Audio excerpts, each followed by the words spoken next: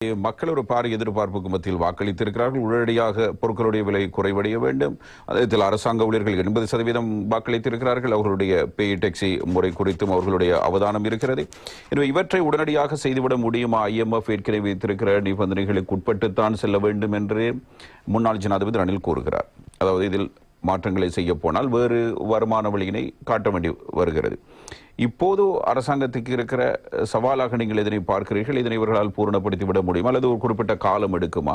இப்படியே தான் போக வேண்டுமா அல்லது IMF விதிக்கிற நிபந்தனை வெளியே வந்து நாங்கள் வேறு வருமான வழியினை காட்டுகிறோம், நீங்கள் இதனை குறைப்பதற்கு வழி செய்ய வேண்டும் என்று கேட்கிற இந்த விடயம் IMF பொறிமுறையிலிருந்து வெளியே வர வேண்டிய அவசியம் இல்லை. ஆனால் ஜனாதிபதிக்கு ஒரு ஒரு ஒரு விடயம் இருக்கின்றது.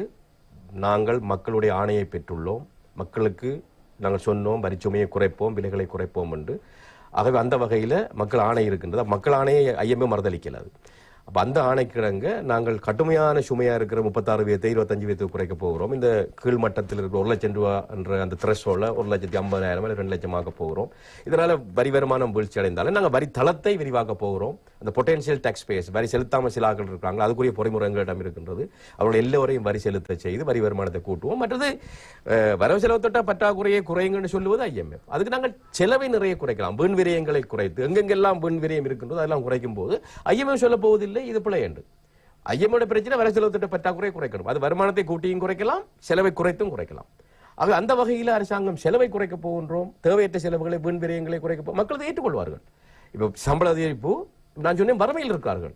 சம்பள அதிகரிப்பு என்பது இலங்கையில் உள்ள அரசு ஊழியர்களுக்கு ஆடம்பர வாழ்க்கைக்குரியது அல்ல, அவரோட அடிப்படை தேவைக்குரியது. அப்ப அதை அப்படித்தான் பார்க்கணும்.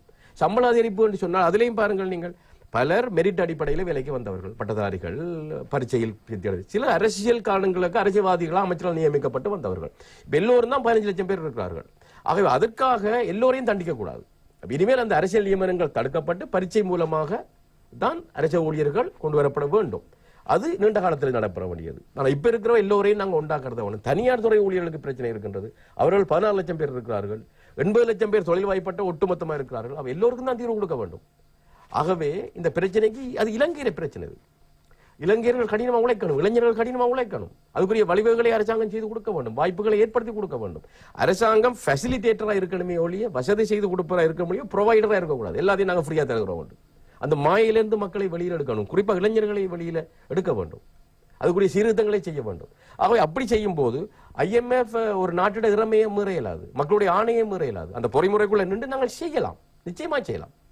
அதற்கான வாய்ப்பு இருக்கிறது. நிச்சயமா வாய்ப்பு. மிக முக்கியமாக நீங்கள் ஒரு முக்கியமான ஒரு புள்ளியினை தொட்டிருந்தீர்கள். அதாவது வீண் செலவுகளை குறைப்பது, அதன் மூலமாக ஒரு இலங்கையில் ஏற்படுகிற விரயத்தை குறைத்து அதன் மூலமான நன்மையை மக்களுக்கு பெற்றுக் கொடுக்க முடியும் என்பது.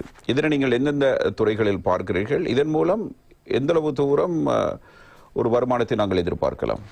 குறிப்பாக எங்களுக்கு அமைச்சர்கள் 100 பேர் அமைச்சர் வச்சிருந்தால் அந்த 100 அமைச்சுக்களை கட்டியாள்வது எங்களுக்கு மிகப்பெரிய சுமையா வரலாற்றில் இருந்திருக்கு. கல்விக்கு கல்வி அமைச்சர், உயர்கல்வி அமைச்சர், பிரதி கல்வி அமைச்சர், ராஜாங்க அமைச்சர், இப்படி பல்வேறுபட்ட அமைச்சர்கள் கல்விக்கு இருந்தார்கள். கல்வி சேவைகள் அமைச்சர், கல்வியே ஒரு சேவை, கல்வி சேவைகள் அமைச்சர்லாம் இருந்த காலம் இருந்தது.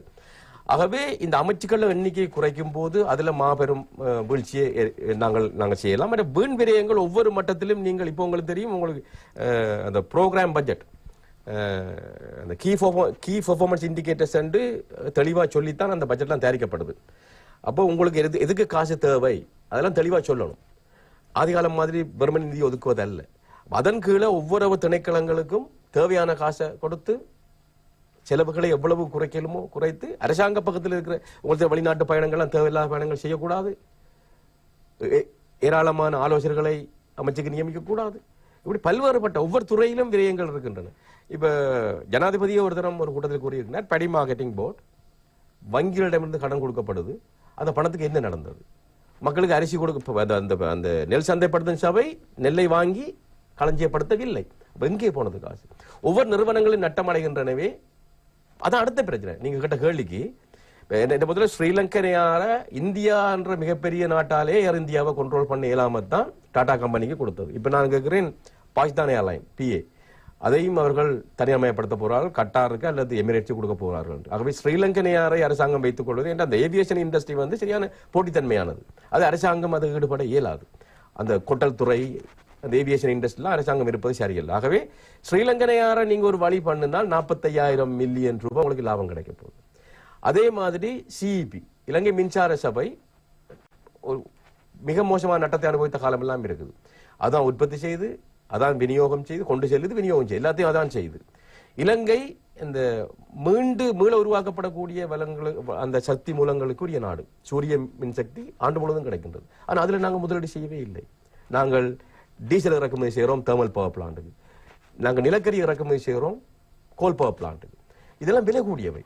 ஆகவே அரசாங்கம் துரித கதியில் எல்லா மக்களும் எல்லா நிறுவனங்களும் இயலுமான வரைக்கும் நீங்க சோலார் பவருக்கு மாறுங்கள், நாங்கள் சப்சிடி மானியம் தருகிறோம். பல நண்பர்கள் என்ன சொல்றாங்க, நாங்கள் அதில் முதலீடு செய்வதற்கு தயாராக இருக்கிறோம், சோலார் பவர் பேனல் வாங்கி எங்களை வீடுகளை பொறுத்து இருக்கிறோம், அதை கொடுத்தால் அதை சிஇபி பெற்றுக்கொள்ள வேண்டும், நேஷனல் கிரிட்ல இணைக்கணும். அந்த கெப்பாசிட்டி சிஇபிக்கு இல்லை. இதெல்லாம் அரசாங்கம் உடனடியாக செய்யலாம். அப்போ இப்படி செய்யும் போது நாங்கள் டீசல் இறக்குமதியை குறைக்கலாம், கோல் பவருக்கு தேவையான கோலை குறைக்கலாம். அப்போ எங்க செலவு வருது? அப்ப மின்சார சபையை நாங்கள் வடிவாக கையாள வேண்டும். பெட்ரோல், டீசல், பெட்ரோல், எலக்ட்ரிசிட்டி எல்லாம் லுக்ரேட்டிவ் இண்டஸ்ட்ரீஸ் இந்த லாபம் உழைக்கும். அது இலங்கையில் நட்டப்படுது. அப்ப எங்கெங்கெல்லாம் நட்டத்தை முதலாவது குறைக்கணும். நட்டங்களை குறைச்சா செலவு குறையுது. இதற்கு தனியார் மயப்படுத்துவதுதான் ஒரே வழியா? நான் சொல்லுவது 2 விதமா சொல்லுகிறேன்.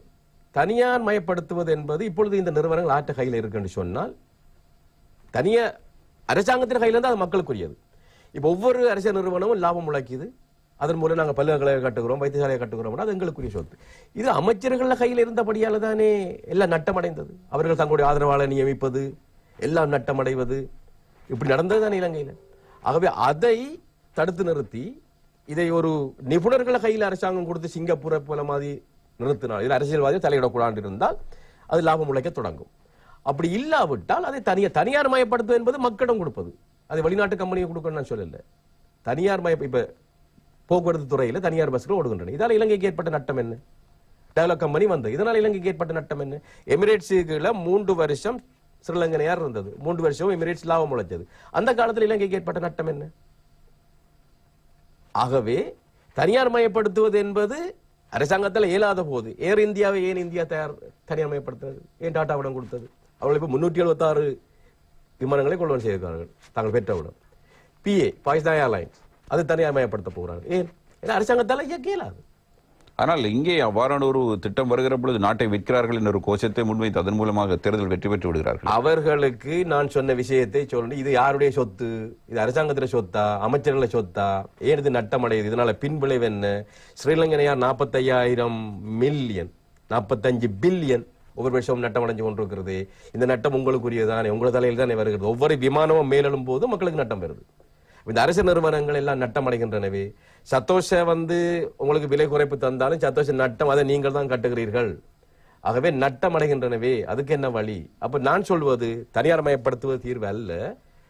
இது இயலாத பட்சத்தில் நீங்க இப்படி ஒரு அரசாங்க கட்டமைப்பை நிறுவி நிபுணர் கையில் அதை கொடுத்து, அது ஜனாதிபதியின் நேரடி கண்காணிப்பில் அந்த அமைச்சு இருந்து, இந்த வீண் விரயம், அதிகார துஷ்பிரயோகம், அமைச்சர்கள் தங்களுடைய தம்பிமாரை, அண்ணன்மாரை, மச்சான்மாரை அந்த நிறுவனங்களின் தலைவர்களாக நியமிக்காமல் இது நடந்தது. தம்பியை நியமித்தது, அண்ணனை நியமித்தது, மைத்துனரை நியமித்தது நடந்தது. இப்படி இல்லாத கட்டம் உருவாகும் போது அந்த நிறுவனங்கள் லாபம் உழைத்தால் அதை தனியார்மயப்படுத்த வேண்டிய அவசியம் இல்லை. அப்படி இல்லை, இயலாமல் இருக்கிறேன்னு சொன்னால் தனியார்மயப்படுத்துவதான். நான் கேட்கிறேன், டயலாக் கம்பெனி போன்ற பல்வேறுபட்ட தனியார் கம்பெனி இங்கே வந்திருக்கின்றன. அதான் இலங்கைக்கு ஏற்பட்ட நட்டம் என்ன? உங்களுக்கு சேவை கிடைக்குதா இல்லையா? தனியார் வாகனங்கள் ஓடுகின்றன, பேருந்து ஓடுகின்றன, அதனால ஏற்பட்ட இலங்கை நட்டம் என்ன? அதில் ஒழுங்குபடுத்த வேண்டியது அரசாங்கத்துடைய கடமை.